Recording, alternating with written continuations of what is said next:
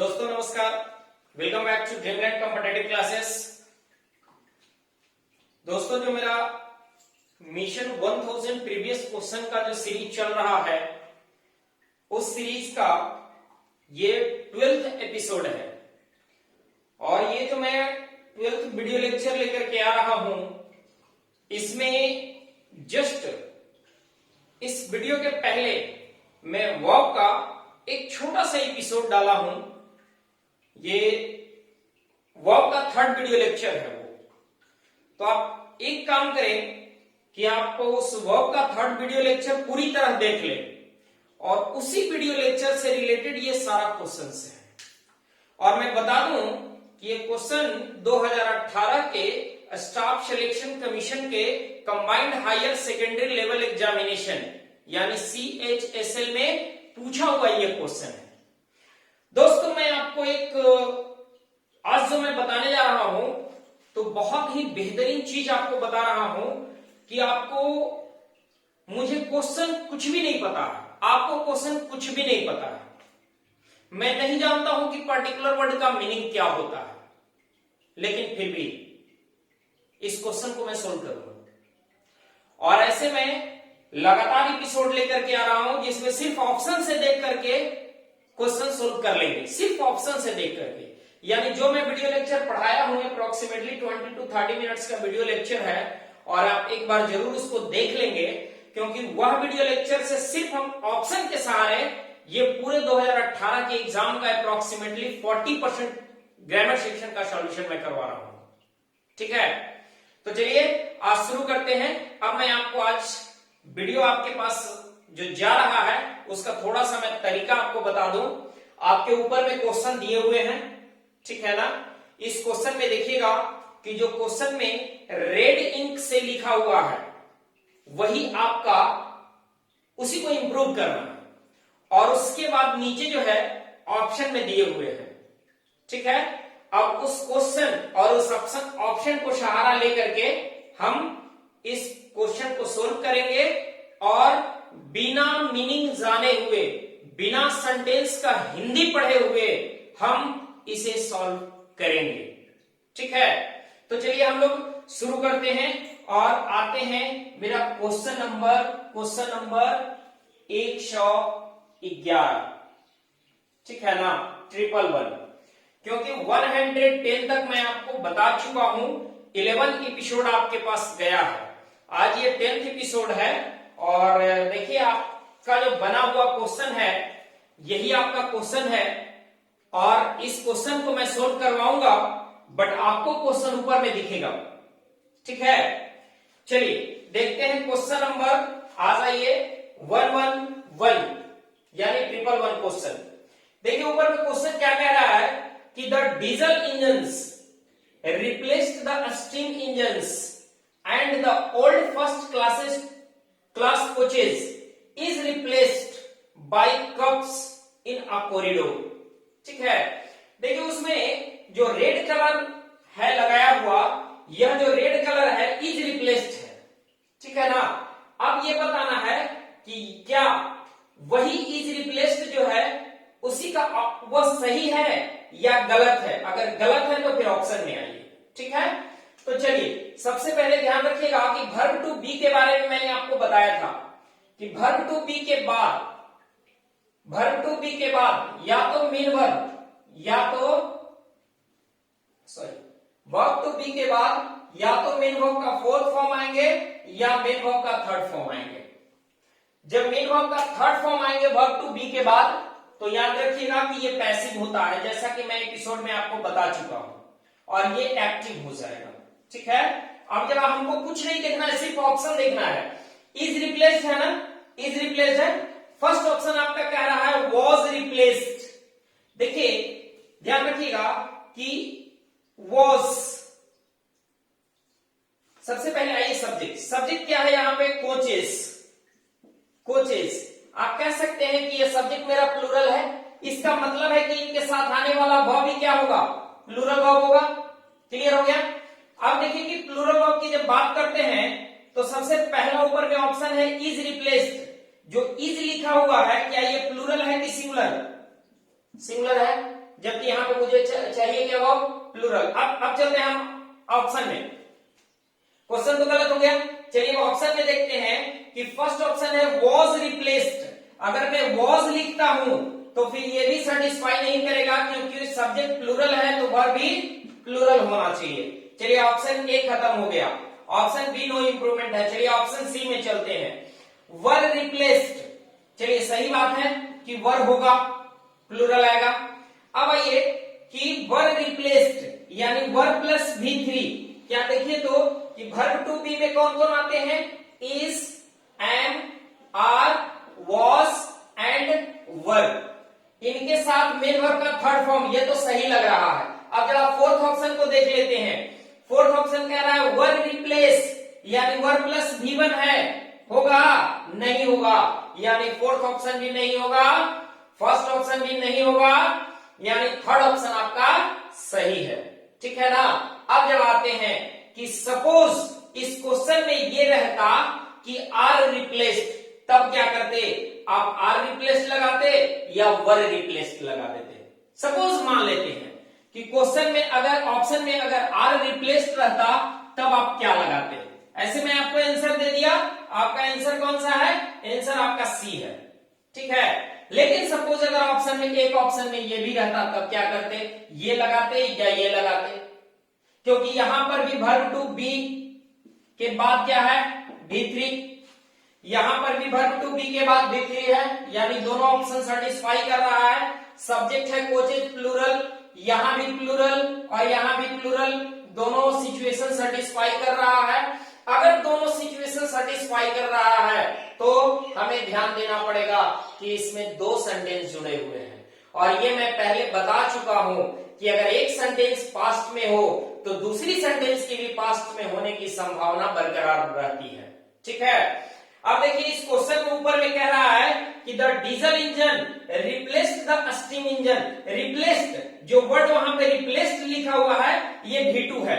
अगर ये V2 है इसका मतलब वो पास्ट है, तो यहां भी पास्ट होगा, इसलिए ये ऑप्शन ना होकर के ये ऑप्शन हो जाएगा। ठीक है, सिर्फ ऑप्शन के सहारे मैं बता रहा हूं, बाकी कहीं नहीं ले जा रहा हूं आपको। चलिए नेक्स्ट क्वेश्चन में चलते हैं। अब आइए क्वेश्चन नंबर 112। ठीक है, देखिए क्वेश्चन नंबर 112 क्या कह रहा है, देखिएगा ऊपर में क्वेश्चन में कि data of scissor of tiger body parts reveal that of the 14 cases 5 was reported inside the reserves। अब जनाब देखिएगा, सबसे पहले ध्यान दीजिएगा सब्जेक्ट क्या है। सब्जेक्ट मुझे लग रहा है कि 5 है, क्या है देख लीजिए आप ही लोग। अगर सब्जेक्ट 5 है इसका मतलब है कि यहां पे सब्जेक्ट प्लूरल है, और यदि सब्जेक्ट प्लूरल है तो इट मींस वह भी प्लूरल ही होना चाहिए। अगर वह प्लूरल होना चाहिए तो आप बता दीजिए कि क्या क्वेश्चन में वह प्लूरल है, नहीं है। अगर क्वेश्चन में वह प्लूरल नहीं है इसका मतलब कि वो वहां एक एरर है। अब आपको क्वेश्चन को छोड़ देना है, अब हम लोग को ऑप्शन तलाशना है कि ऑप्शन में क्या होगा। ठीक है, तो ऑप्शन देखिए क्या होगा। फर्स्ट ऑप्शन है वॉज, फर्स्ट ऑप्शन है वॉज, ये भी हट जाएंगे। सेकेंड ऑप्शन नो इंप्रूवमेंट, चलिए आगे बढ़ते हैं हम लोग। थर्ड ऑप्शन है वर रिपोर्टेड, सही बात है, सही बात है। यहां पे वर के साथ V3 है, वर्ब टू बी के साथ तो V3 आता ही है, ये सही है। आगे आइए, अगला है इज रिपोर्टेड, इज रिपोर्टेड, यहां भी वर्ब टू बी के बाद V3, दोनों कंडीशन है। आप देखेंगे कि हमारा सब्जेक्ट क्या है, सब्जेक्ट प्लूरल है, तो सब्जेक्ट प्लूरल है तो ये ऑप्शन छट गया, इसका काम खत्म हो गया। वाज है यानी सिंगुलर है, ये भी खत्म हो गया। बच गया क्या, वर रिपोर्टेड, वर रिपोर्टेड, वर प्लस V3 ये पॉसिबल है। इसका मतलब है कि ऑप्शन सी आपका आंसर होगा। कितना आसान है, मुझे कुछ नहीं पता है, बस केवल सब्जेक्ट और वर्ब, सब्जेक्ट और वर्ब से हम लोग ऑप्शन से तलाश रहे हैं, बाकी कुछ नहीं पता है।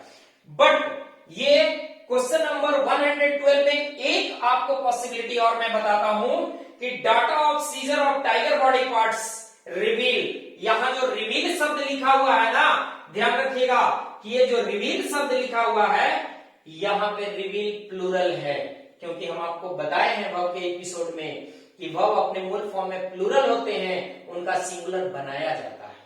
तो जब ये रिवील प्लूरल है तो इसका मतलब है कि इस रिवील के लिए सब्जेक्ट भी प्लूरल आना चाहिए। तो जरा देखिए उसमें सब्जेक्ट है क्या? Data of scissor of tiger body parts. Data of preposition of है, ऑफ के पहले डाटा है ना? तो जब ऑफ के पहले डाटा है तो डाटा है ये प्लूरल है, और ये प्लूरल किसका है? जब आप देख लीजिएगा कि डेटम सिंगुलर है और इसी का प्लूरल जो बनता है वो बनता है डाटा, ठीक है ना? तो जब डाटा प्लूरल है और आपको पता है कि पहले प्रीपोजिशन के ठीक पहले आने वाले जो नाउन या प्रोनाउन होते हैं उन्हीं के अनुसार वर्ब का प्रयोग होता है। तो पहले आने वाले नाउन या प्रोनाउन क्या है? डाटा है, यानी ये क्या है? प्लूरल है, और इनके साथ आने वाला वर्ब भी क्या हो जाएंगे? प्लूरल हो जाएंगे। ठीक है, ठीक है, क्लियर हुआ? चलिए आइए नेक्स्ट क्वेश्चन आते हैं, क्वेश्चन नंबर 113। ध्यान दीजिएगा, क्वेश्चन नंबर 113 कह रहा है the bliss of overlapping cuddled up under a warm and cosy blanket is just otherworldly. ध्यान दीजिएगा एक चीज यहां पे कि the bliss of oversleeping, आपको इसमें करेक्ट कौन सा करना है? ओवर स्लीपिंग को करना है, जो रेड कलर में है ना? अब बताइए कि हम आपको एक चीज बताए हैं कि जब कभी कोई भी प्रीपोजिशन हो तो प्रीपोजिशन के बाद या तो नाउन आ सकते हैं या प्रीपोजिशन के बाद प्रोनाउन आ सकते हैं, ठीक है ना? नाउन और प्रोनाउन को छोड़कर तीसरा नहीं आएंगे, ठीक है? अब आते हैं प्रीपोजिशन के बाद आने वाले जो भी नाउन या प्रोनाउन हो रहे हैं, ये टोटल के टोटल नाउन और प्रोनाउन को हम लोग ऑब्जेक्ट बोलते हैं, और वो भी ऑब्जेक्ट किसका होता है? ऑब्जेक्ट ऑफ प्रीपोजिशन, ठीक है ना? Object of preposition. अब जरा देखिए, नाउन को तो हम लोग जानते हैं कि नेम होगा तो नाउन होगा, प्रोनाउन का तो हम लोग जानते हैं he she it name this that this those, ये सब प्रोनाउन है, ठीक है? लेकिन इनके बाद यदि वर्ब आए तो ये किस फॉर्म में होते हैं? ध्यान दीजिएगा, यदि इनके बाद वर्ब आते हैं तो याद रखिएगा कि ये अपने आईएनजी फॉर्म में आएंगे, एक प्रीपोजिशन को छोड़कर, और वह है प्रीपोजिशन टू, क्योंकि मुझे पता है कि टू के बाद वर्ब का बेस फॉर्म आता है, टू के बाद वर्ब का बेस फॉर्म आता है, ठीक है? और बाकी जितने भी प्रीपोजिशन है यदि उनके बाद मेन वर्ब का प्रयोग होता है, ठीक है ना? इस प्रीपोजिशन के बाद अगर मेन वर्ब आते हैं तो इस मेन वर्ब अपने आईएनजी फॉर्म में लेंगे। जब आप देख लीजिए कि ओवर स्लीप क्या आईएनजी फॉर्म में है, इसका मतलब है कि लगता है वो सही है।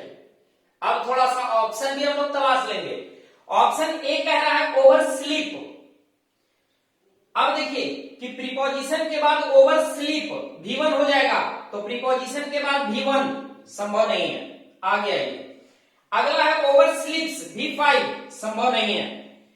नेक्स्ट है आपका नो इंप्रूवमेंट, और उसके बाद फोर्थ ऑप्शन है आपका ओवर स्लेप्ट यानी V2, ये भी संभव नहीं है। इसका मतलब है कि आपका ये क्वेश्चन जो है वो सही है, इसमें कोई इंप्रूवमेंट की आवश्यकता नहीं है, ठीक है? चलिए आगे बढ़ते हैं। अगला देखिए हम लोग क्वेश्चन नंबर 50। इसके पहले थोड़ा सा एक वर्ड जान लीजिए, कडल मीन्स क्या होता है, ठीक है ना? CUDDLE, देखिए ये कडल, ठीक है ना?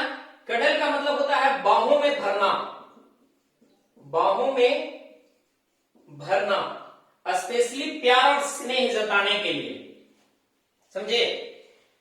चलिए आगे बढ़ते हैं। अब हम लोग देखते हैं क्वेश्चन नंबर 114। देखिए क्वेश्चन नंबर 114 कह रहा है at one time the clock industry here flourished and locks was exported on a major scale. ध्यान दीजिए, यहां पे सबसे पहले हम आपको बता रहे हैं कि, और ये सब क्वेश्चन मैं बता दूं कि ये सारा का सारा क्वेश्चन CHSL, जैसे फर्स्ट आपका 111 क्वेश्चन, वो आपका 23 मार्च 2018 को CHSL एग्जाम में पूछा हुआ था। क्वेश्चन नंबर 112 22/3/2018 के एग्जाम में पूछा हुआ था। क्वेश्चन नंबर 113 21/3/2018 के एग्जाम में पूछा हुआ था। अब आइए हम लोग चल रहे हैं क्वेश्चन नंबर 114। सबसे पहले हम बताए ना कि हमको सेंटेंस का कोई मीनिंग नहीं जानना है, बस सिर्फ हमें ऑप्शन देखना है और सब्जेक्ट और वर्ब का पता लगाना है। सब्जेक्ट आपका है लॉक्स, 140 सब्जेक्ट है आपका लॉक्स। अब बताइए कि सब्जेक्ट लॉक्स क्या है, प्लूरल है। इनका मतलब है कि इनके साथ आने वाला वर्ब प्लूरल होना चाहिए ना। जबकि आपका देखिएगा ऊपर में रेड कलर में लिखा हुआ है वॉज एक्सपोर्टेड, वॉज है, वॉज सिंगुलर है, इसलिए आपका सबसे पहले जान लीजिए क्वेश्चन गलत है, ठीक है ना। अब चलते हैं हम लोग ऑप्शन में। ऑप्शन में देखिएगा प्लूरल कितने हैं, प्लूरल 2 है, एक आपका वर्ब बी और एक सी, 2 प्लूरल है। अब आइए कि जब वर्ब लगा हुआ है तो निश्चित रूप से या तो V4 या V3 आएंगे, ठीक है ना। अब जरा देखिए तो कि यहां में एक में वर्ब प्लस V1 है, यह कतई संभव नहीं है, और एक में आपका ऑप्शन सी में जो है ये वर्ब प्लस V3 है, क्या यह संभव है? इसका मतलब है कि ऑप्शन सी सही होगा। अब मुझे बताइए कि ये आपका पूछा हुआ है 21 मार्च 2018 के एग्जाम में, CHSL के एग्जाम में पूछा हुआ है। अब मुझे बताइए कि इसमें क्या मुझे सेंटेंस समझना पड़ रहा है? नहीं। क्या समझ रहे हैं सेंटेंस को? नहीं। क्या मुझे वर्ड का मीनिंग जानना है? नहीं। सिंपल सा एक एपिसोड हमको वर्ब का पढ़ना है, जो पहले मैं बता चुका हूं, ठीक है ना। उस वर्ब को पढ़ करके इसका सॉल्यूशन करना है। चलिए आगे बढ़ते हैं क्वेश्चन नंबर 115 में। क्या कुछ मीनिंग भी बता दे क्या? चलिए, फ्लोरिश का मतलब होता है फलना फूलना या बढ़ना, ठीक है। एक्सपोर्ट का मतलब होता है निर्यात करना। फ्लोरिश का मतलब होता है फलना फूलना, और उसके बाद एक वर्ड है एक्सपोर्ट, ठीक है ना। एक्सपोर्ट का मतलब होता है निर्यात करना, और इसी से एक वर्ड बना है इंपोर्ट, ठीक है ना। इंपोर्ट मीन्स होता है आयात करना, ठीक है।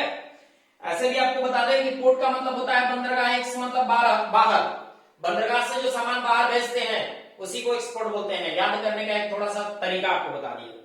चलिए नेक्स्ट आइए, क्वेश्चन नंबर हम लोग चलते हैं 115, ठीक है।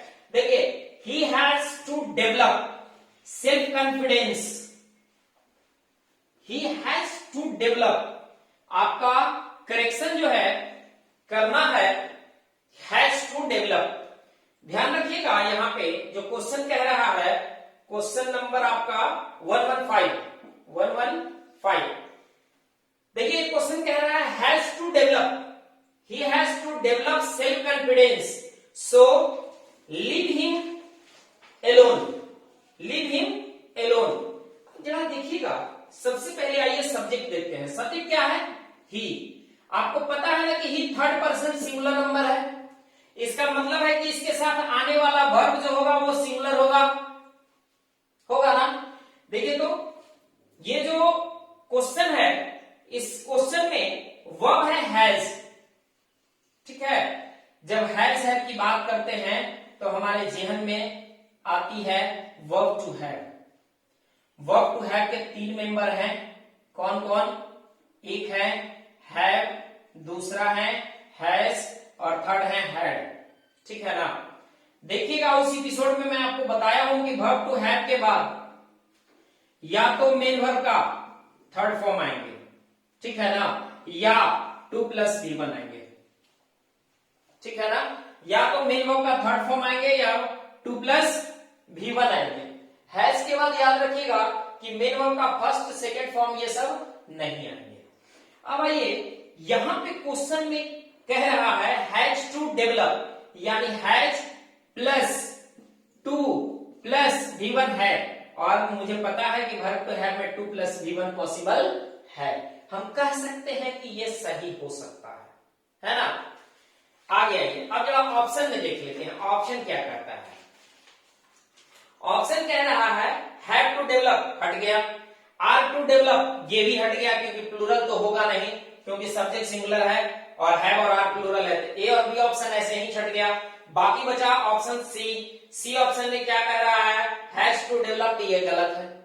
हैज टू के बाद भी आता है, 2 + V1 हमेशा आता है, ठीक है ना। तो हैज टू डेवलप्ड नहीं होगा, हैज टू डेवलप होगा, ठीक है ना, यानी 2 + V1 होगा। Okay, it means no improvement इसका आंसर होगा, यानी आंसर होगा आंसर डी, ठीक है। चलिए आइए हम लोग चलते हैं नेक्स्ट क्वेश्चन में। चलिए देखिए क्वेश्चन नंबर 116। 116 क्वेश्चन कह रहा है कि we protested that we was going all the way to Haridwar. ध्यान दीजिएगा कि आपका सबसे पहले ध्यान दीजिएगा कि क्वेश्चन नंबर 116 इसमें सब्जेक्ट आपका क्या है, वी, और आपको पता है कि वी जो है वो क्या है, फर्स्ट पर्सन प्लूरल नंबर। तो इसका मतलब है कि इनके साथ आने वाले वर्ब प्लूरल होंगे, ये तो फिक्स है ना। अब आइए कि क्या क्वेश्चन में प्लूरल वर्ब है, नहीं है, क्योंकि वॉज है। वॉज क्या है, प्लूरल की सिंगुलर, सिंगुलर है। तो आपका हम समझ गए कि क्वेश्चन गलत है। अब चलते हैं हम ऑप्शन में। हमें क्या चाहिए वर्ब, प्लूरल वर्ब चाहिए। देखिए तो कितने ऑप्शन में प्लूरल वर्ब है, 2 ऑप्शन में। एक ऑप्शन आपका ए जो है उसमें सिंगुलर है, ए ऑप्शन ऐसे ही कट गया। बाकी बचे 2 ऑप्शन, नो इंप्रूवमेंट होगा नहीं, इसलिए क्वेश्चन गलत है। तो बच गए बी और सी। आपका ऑप्शन बी में है वर गोइंग, ठीक है। याद रखिएगा कि वर्ब टू बी के बाद मैं आपको बताया था कि वर्ब प्लस आईएनजी भी होते हैं और वर्ब का थर्ड फॉर्म भी होते हैं ना। अब यहां पे देखिए कि ऑप्शन सी में कह रहा है कि वर्ब टू बी के बाद V2 आया है। क्या संभव है, वर्ब टू बी के बाद V2 कभी नहीं आता, V2 अकेला आता है। V2 के लिए कभी भी याद रखिएगा किसी भी एक्सुलरी वर्ब की सहायता नहीं चाहिए। V2 के लिए किसी भी एक्सुलरी वर्ब का सहायता नहीं चाहिए, वो अकेला आता है। तो ये ऑप्शन खत्म हो गया, बच गया क्या, ऑप्शन बी, यानी इसका आंसर होगा ऑप्शन बी। कहीं हमको जाने की जरूरत नहीं है, सिंपल मैं बता रहा हूं, सिंपल मैं आपका सॉल्यूशन करवा रहा हूं।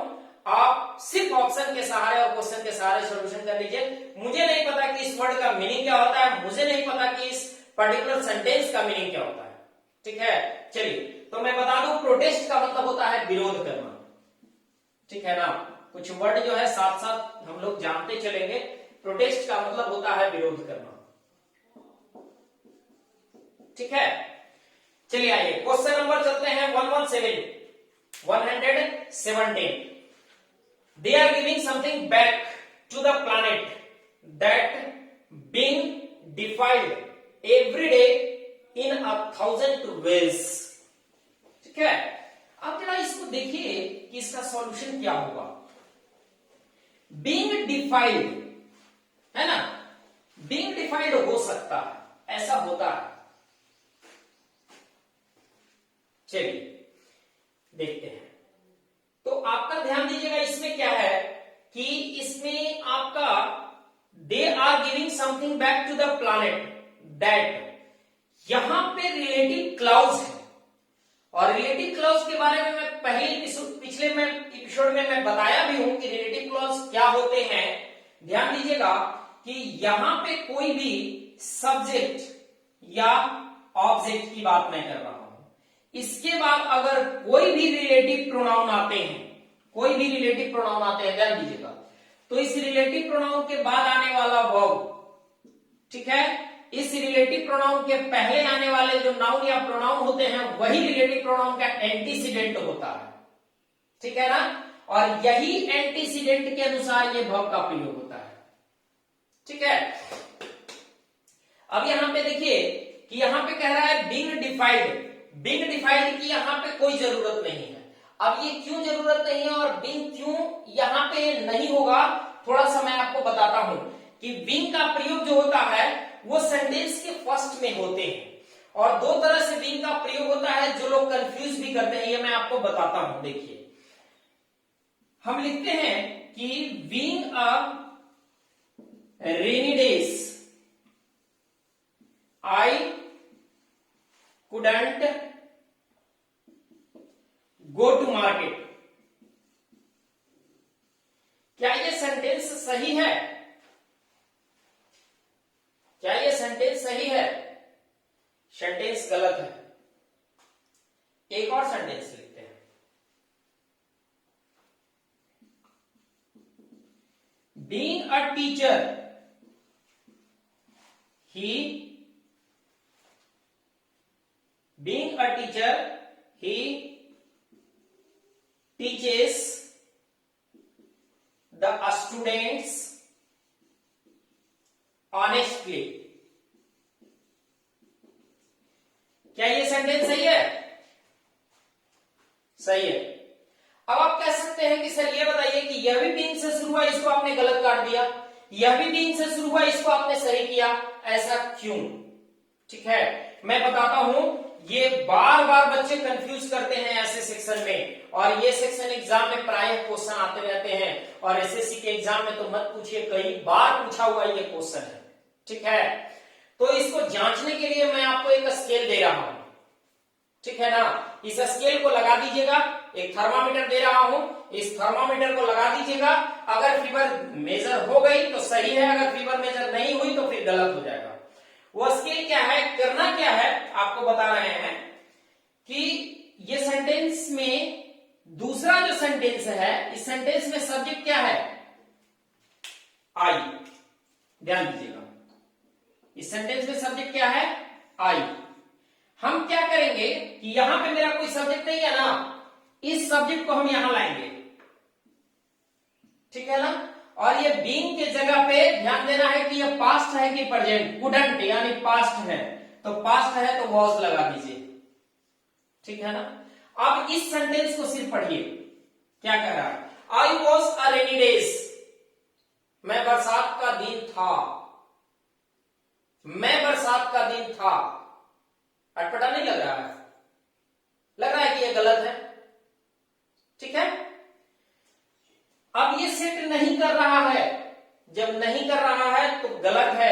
अब यहां पे क्या करना है हमको इस स्थिति में कि यहां पे खाली इट लगा देंगे, अब ये सेंटेंस सही हो गया, ठीक है ना। अब यही चीज को जानते हैं बहुत सारे टीचर्स ये बताते हैं कि बीइंग से कोई सेंटेंस की शुरुआत होती ही नहीं है, इसलिए इट लगा दो। मैं कहां कर रहा हूं, मैं भी तो इट लगा दिया, लेकिन जब आप इस सेंटेंस को देखिए, मैं स्केल क्या दिया हूं कि यहां जो दूसरे सेंटेंस वाले सब्जेक्ट होंगे, इस सब्जेक्ट को यहां ला दीजिए। अब ये सेंटेंस प्रेजेंट में है कि पास्ट में? प्रेजेंट में V5 है। अगर ये सेंटेंस प्रेजेंट में है तो इस बीइंग के जगह पे इज लगा दीजिए। अब लिखिए ही इज अ टीचर, वह एक शिक्षक है। क्या सही बैठ गया? नहीं बैठा? बैठ गया ना। यही सब्जेक्ट इसके लिए भी सब्जेक्ट था, और यही सब्जेक्ट इसके लिए भी सब्जेक्ट था, यानी इस वर्ब के लिए यही सब्जेक्ट और इस बीइंग के लिए भी यही सब्जेक्ट। जब दोनों सब्जेक्ट सेम था, इसलिए हमें यहां ही लगाने की कोई आवश्यकता नहीं थी। लेकिन इस सेंटेंस में इस वर्ब के लिए तो ये सब्जेक्ट था, लेकिन इस वर्ब के लिए ये सब्जेक्ट अटपटा लग रहा था, इसलिए मैंने वहां क्या किया, इट हमको लगाना पड़ा, दूसरा सब्जेक्ट, क्योंकि वो सब्जेक्ट यहां फिट नहीं बैठ रहा था। समझ में आ गया? समझ में आ गया। चलिए, तो क्वेश्चन क्या था कि बीइंग डिफाइंड। अब देखिए यहां पे कि रिलेटिव प्रोनाउन के बाद वर्ब की आवश्यकता है, यहां बीइंग नहीं होगा, ठीक है ना। यहां पे अब ऑप्शन में हम लोग जाते हैं, तो यहां पे इज होगा। अब जरा देखना है कि मेरा सब्जेक्ट है प्लैनेट, है प्लैनेट सिंगुलर है कि प्लूरल? सिंगुलर। अब इसी के अनुसार में वर्ब का प्रयोग होगा, जैसा कि मैं आपको बताया। तो जब इसी के अनुसार वर्ब का प्रयोग होगा तो वर्ब भी क्या हो जाएंगे? Singular verb. अब देखिए तो कितने ऑप्शन में सिंगुलर वर्ब है? तीन ऑप्शन में सिंगुलर वर्ब है। अगर 3 ऑप्शन में सिंगुलर वर्ब है तो एक चीज और ध्यान में रखना पड़ेगा। वो ध्यान में क्या रखना पड़ेगा कि मुझे पता है कि इज जो है वर्ब टू बी का मेंबर है और वर्ब टू बी के बाद या तो V3 का प्रयोग करते हैं, ठीक है ना, या वर्ब टू बी के बाद V4 का प्रयोग करते हैं, और अगर पैसिव बनाते हैं कंटिन्यूअस का तो वर्ब टू बी के बाद बीइंग और उसके बाद V3 का प्रयोग करते हैं, ठीक है ना। आप जरा देखिएगा, इज के साथ वर्ब टू बी के साथ बीइंग के जगह पे कभी भी बीइंग का प्रयोग संभव है नहीं है, क्योंकि बीइंग तो वर्ब टू हैव में आते हैं और बीइंग वर्ब टू बी में आते हैं। क्लियर हुआ? क्लियर हुआ? तो पहला ऑप्शन है इज बीन, खत्म हो गया। दूसरा ऑप्शन है इज बीइंग, सही है। थर्ड ऑप्शन है इज बीन, ये भी खत्म है और क्वेश्चन तो गलत है ही, नो इंप्रूवमेंट तो होगा नहीं, यानी ऑप्शन कौन बच गया? Is being. अब देखिए इज बीइंग डिफाइंड आ गया verb to be plus being plus V3, और ये होते हैं कंटिन्यूअस, प्रेजेंट कंटिन्यूअस या पास्ट कंटिन्यूअस टेंस का जब पैसिव वॉइस बनाते हैं तो वहां पे पैसिव वॉइस में कंटिन्यूअस में बीइंग का प्रयोग करते हैं, ठीक है। और पैसिव वॉइस में V3 तो होता ही है और इज एम आर लगा हुआ था ही, is am are was verb, ठीक है। चलिए, तो समझ में आ गया, यानी इसका मतलब है कि ये क्वेश्चन नंबर 117 था और इस 117 का ऑप्शन बी सही होगा, ठीक है। चलिए आगे बढ़ते हैं, हम लोग देखते हैं question number 118, environmental care. Environmental care देखिएगा आप क्वेश्चन नंबर 118 में, environmental care had slowly regressing to the back of our daily requirements. अब इस पे जरा गौर फरमाइएगा कि यहां पे जो करेक्शन करना है वो शायद है ना, और हैड के बाद स्लोली है और उसके बाद लगता है V4 है ना। क्वेश्चन नंबर 118 हैड है, उसके बाद स्लोली एडवर्ब है, आता है, कोई इश्यू नहीं है, एडवर्ब का प्रयोग आ सकता है, उसके बाद है आपका V4, ठीक है। याद रखिएगा कि हमने बताया वर्ब टू हैव, कितनी बार मैं बताऊं, वर्ब टू हैव के बाद डायरेक्टली अगर मेन वर्ब आता है तो मेन वर्ब का थर्ड फॉर्म आएगा, बोलिए, या वर्ब टू हैव के बाद टू प्लस V1, या वर्ब टू हैव के बाद बीन और प्लस V3, ठीक है ना। अब जरा ध्यान दीजिएगा कि verb to have plus main verb का थर्ड फॉर्म एक्टिव वॉइस, ये भी एक्टिव वॉइस और ये पैसिव वॉइस, ठीक है। क्लियर हुआ? अब देखिए क्या V4 पॉसिबल है यहां पे? नहीं है, यानी इसका मतलब गलत है। अब आइए थोड़ा सा हम लोग देखेंगे क्या कि सब्जेक्ट क्या है भैया, इन्वायरमेंटल केयर है। इन्वायरमेंटल केयर, इन्वायरमेंटल केयर, अगर इन्वायरमेंटल केयर है तो हम कह सकते हैं कि ये सब्जेक्ट मेरा सिंगुलर है ना। अगर ये सब्जेक्ट सिंगुलर है, क्योंकि ये अब्स्ट्रैक्ट नाउन है केयर, और केयर एक अब्स्ट्रैक्ट नाउन है, अब्स्ट्रैक्ट नाउन सिंगुलर होते हैं, तो इनके साथ आने वाला वर्ब भी मेरा सिंगुलर होगा। अगर सिंगुलर वर्ब का इस्तेमाल होगा तो आगे बढ़ते हैं ऑप्शन में।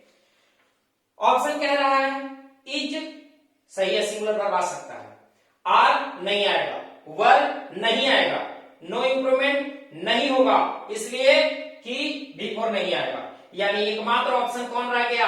ऑप्शन ए, ठीक है ना। यानी इसका आंसर क्या हो जाएगा? Option A. अब बताइए, मुझे पूरा क्वेश्चन पढ़ना पड़ रहा है और वो भी ऑप्शन में क्या कर रहा है, सिंगुलर और प्लूरल हम लोग सिर्फ बाइफरकेट करते रहे कि ये सिंगुलर है तो नहीं होगा, ये प्लूरल है तो होगा, ठीक है ना, समझ गए। ये आपका 19 मार्च 2018 के CHSL एग्जाम में पूछा हुआ ये क्वेश्चन है, ठीक है। चलिए आगे बढ़ते हैं हम लोग, अब चलते हैं क्वेश्चन नंबर 9 में, 119 देखते हैं क्वेश्चन नंबर 119 क्या कहता है। देखिए आप भी क्वेश्चन ऊपर में है, 119 क्वेश्चन नंबर देखिए, कह रहा है कि the technical aspect of English that deals with आयरनेस,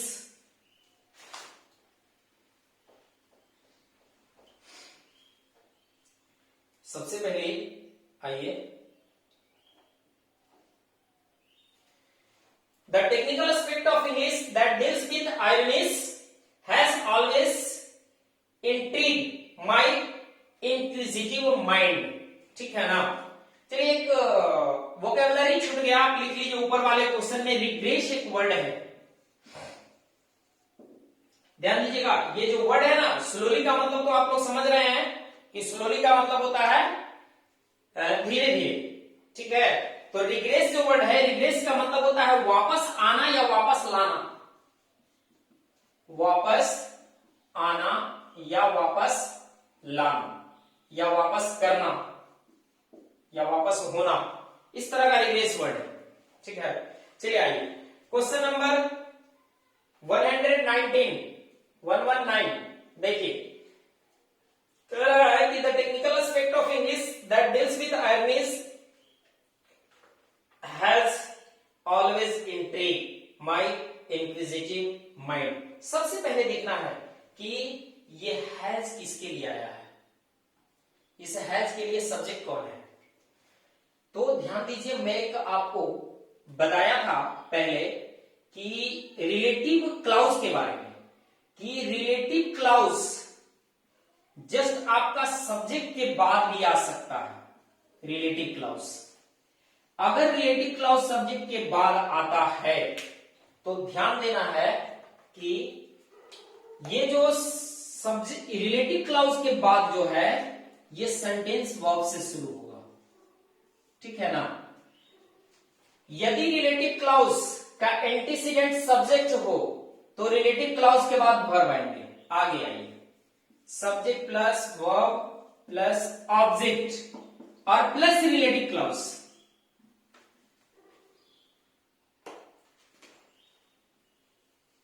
plus relative clause. ध्यान दीजिएगा, अगर रिलेटिव क्लाउज का एंटीसीडेंट ऑब्जेक्ट हो तो रिलेटिव क्लाउज के साथ ही सेंटेंस की समाप्ति हो जाएगी। लेकिन अगर रिलेटिव क्लाउज का एंटीसीडेंट सब्जेक्ट हो तो रिलेटिव क्लाउज के बाद वर्ब का प्रयोग होगा। अब एक चीज ध्यान रखिएगा कि जो रिलेटिव क्लाउज के बाद जो वर्ब आएगा, इस वर्ब के लिए सब्जेक्ट ये होगा। इसका मतलब है कि ये सब्जेक्ट होगा। ठीक है ना, इस सब्जेक्ट के लिए वर्ब ये होगा। अब जरा देखिए, यहां पे कह रहा है कि the technical aspect of English that deals with ironies has आ गया ना, इसका मतलब है कि दैट डील्स विद ironies, ये क्लाउज हो गया और उस क्लाउज का सब्जेक्ट हो गया the technical aspect of English. ठीक है ना। तो जैसे ही हमने देखा कि लिखा हुआ है कि the technical aspect of English, अब ये जो टेक्निकल एस्पेक्ट ऑफ इंग्लिश जो लिखा हुआ है, ध्यान दीजिएगा कि हम बताए हैं कि जब एक से अधिक शब्दों का सब्जेक्ट अगर बना हुआ है तो पहले प्रीपोजिशन के पहले आने वाले जो सब्जेक्ट होते हैं उसी के अनुसार वर्ब का प्रयोग होता है। टेक्निकल तो एडजेक्टिव है, ये नाउन हो गया एस्पेक्ट, और ये एस्पेक्ट जो है क्या है, सिंगुलर है, इसलिए क्लाउज के बाद जो वर्ब आएगा वो सिंगुलर हो जाएगा। अब देखिए तो कि क्लाउज के बाद हैज ऑलवेज इंट्रिग है, वर्ब टू हैव है। वर्ब टू हैव में आपको बता चुके हैं कि वर्ब टू हैव के बाद V3 डायरेक्ट आ सकता है, वर्ब टू हैव के बाद बीन आ सकता है। ठीक है ना, या वर्ब टू हैव के बाद 2+V1 आ सकता है। समझ गए। अब जरा देखिए कि वर्ब टू हैव के बाद V1 है इंट्रिग, गलत है। वर्ब टू हैव के बाद V1 कभी नहीं आएगा, यानी क्वेश्चन तो गलत हो गया। अब आइए जरा ऑप्शन देखिए, इज ऑलवेज इंट्रिग्ड, आप ऑप्शन में देखिए इज ऑलवेज इंट्रिग्ड। ठीक है, तो इज ऑलवेज इंट्रिग्ड सही हो सकता है क्योंकि हमारा सब्जेक्ट सिंगुलर है और वर्ब भी सिंगुलर आना चाहिए, यानी इज सही हो सकता है। विल ऑलवेज इंट्रिग्ड, अब देखिए शैल और विल के साथ डायरेक्टली मेन वर्ब का फर्स्ट फॉर्म आता है। देखिएगा मॉडल एक्जुलरी वर्ब में आपको बताया है कि जितने भी मॉडल एक्जुलरी वर्ब है उनके बाद मेन वर्ब का फर्स्ट फॉर्म आएगा। चलिए ये ऑप्शन नहीं होगा। ठीक है ना। अब आइए ऑप्शन ए और सी में कहीं होगा, क्योंकि नो इंप्रूवमेंट भी नहीं होगा क्योंकि क्वेश्चन गलत है, तो ए और सी में होगा। अब आइए कि इज इंट्रिग्ड या हैज ऑलवेज इंट्रिग्ड, अब इसमें क्या होगा। अब देखना है कि क्या ये पैसिव बनेंगे कि एक्टिव बनेंगे। समझ गए। तो the technical aspect of English that deals with ironies has always interest my inquisitive mind. ये एक्टिव वॉइस है, ना कि पैसिव वॉइस है। और जब ये एक्टिव वॉइस है तो निश्चित रूप से आपका ऑप्शन सी होगा, ना कि ऑप्शन ए होगा, क्योंकि ए ऑप्शन है कि आपको बता चुके हैं कि वर्ब टू बी के बाद अगर भी आता है तो ये पैसिव वॉइस होगा, और यहां पैसिव वॉइस नहीं होंगे, यहां एक्टिव होंगे। ठीक है, इसलिए आपका ऑप्शन कौन सा होगा? 119 का ऑप्शन सी। ठीक है, क्लियर हुआ? आगे बढ़ते हैं हम लोग 120 में देखते हैं। The realisation came when we noticed that our children had becoming, देखिए यहां फिर कर दो had becoming, फिर कर दो had becoming too dependent on us। ठीक है, अब यहां ध्यान दीजिएगा कि करेक्शन करना है had, और मुझे पता है ये verb to have का मेंबर है। अगर ये verb to have का मेंबर है तो verb to have के साथ क्या आता है? verb का third form. verb to have के बाद क्या आएगा? been plus V3। Verb to have के बाद क्या आएगा? 2 प्लस V1, यही ना आएगा। अब जरा देखिए कि हैड प्लस बिकमिंग यानी V4 संभव है? नहीं है। अब जरा देखेंगे सब्जेक्ट मेरा क्या है। सब्जेक्ट है आपका 120 है ना, 120। सब्जेक्ट है आपका चिल्ड्रेन, और आपको पता है कि चिल्ड्रेन प्लूरल है ना, प्लूरल नाउन है, और इनका सिंगुलर रूप पता है क्या होता है? चाइल्ड का ये प्लूरल है। चाइल्ड मीन्स होता है बच्चा, और चिल्ड्रेन मतलब बच्चे। ठीक है, तो चलिए चिल्ड्रेन जब प्लूरल है तो इनका मतलब है कि इनके साथ अगर सिंगुलर वर्ब का इस्तेमाल होता है तो सिंगुलर वर्ब आएगा, ये प्लूरल वर्ब आएगा। सिंगुलर या प्लूरल की बात अगर होगी तो यहां प्लूरल वर्ब आएगा। अगला ऑप्शन पे जाते हैं कि क्या मेरा सिंगुलर वर्ब है? क्या है भैया? हैज बिकेम और हैज बिकम, सही बात है। लेकिन अब थोड़ा सा देखना है कि यहां दो सेंटेंस है और दो सेंटेंस कंजंक्शन से जुड़े हुए हैं। तो हम बताए थे कि अगर दो सेंटेंस कंजंक्शन से जुड़े हुए हों तो पहले सेंटेंस को देख लेना है कि वो प्रेजेंट है या पास्ट है। अगर पास्ट होगा तो दूसरी सेंटेंस की भी पास्ट होने की संभावना बरकरार रहेगी। जरा देखिए कि आपका जो क्वेश्चन है, इस क्वेश्चन में आपका दिए हुए है कि द रियलाइजेशन केम यानी V2, केम यानी V2 है ना। V2 इसका मतलब है कि पास्ट है, तो निश्चित रूप से दूसरा सेंटेंस भी पास्ट में होगा। जब दूसरा सेंटेंस पास्ट में होगा तो बी और सी ऑप्शन तो ऐसे ही गया, क्योंकि बी और सी में प्रेजेंट है। नो इंप्रूवमेंट होगा नहीं, इसलिए कि क्वेश्चन गलत है। तो बच गया क्या? ऑप्शन ए, यानी इसका आंसर हो जाएगा ऑप्शन ए। क्लियर हुआ? क्लियर हुआ? तो आपने देखा कि हम बिना सेंटेंस का हिंदी जाने हुए, बिना पार्टिकुलर वर्ड का मीनिंग जाने हुए, बस एक छोटा सा एपिसोड हमने देख लिया, और उस एपिसोड से 2018 में पूछे गए combined higher secondary level examination के सारे क्वेश्चंस का हल मैं आपको दिया। ठीक है, और अभी एक एपिसोड और लेकर के आ रहा हूं।